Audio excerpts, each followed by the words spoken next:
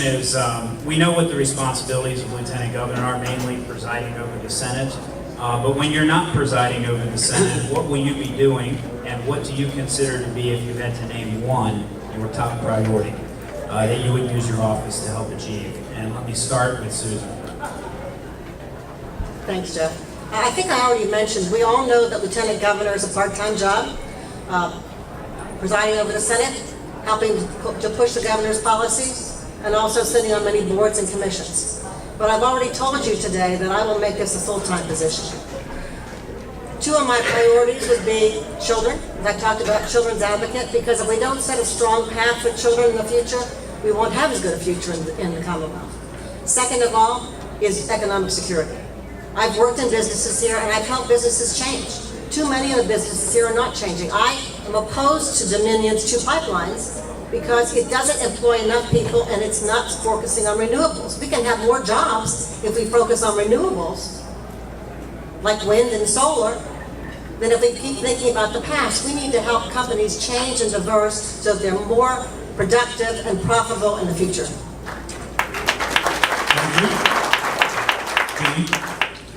The Lieutenant Governor has 3 roles, and I want to add a 4th. The first role is they basically replace the governor if tragedy strikes. I worked for Governor Bill O'Neill, very proud of that. He replaced the great Ella Grasso of Connecticut, the first female governor elected in her own right, and in November of 1978, that was my first vote for a governor, very proud of it. The second thing that a lieutenant governor does is they break a tie in the Senate. Third is they serve on a very long list of boards, commissions, task forces that covers every issue under the sun. I want to add a 4th role. I call that the Teddy Roosevelt bully pulpit role. And I want to use that 27 years of my passion as a prosecutor to go across the state and talk about health care and Medicaid expansion. I'm a survivor, and my daughter.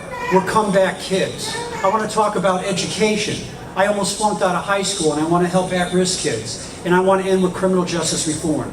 Because, as I said before, addiction is a disease, and mass incarceration is not the cure. Thank you.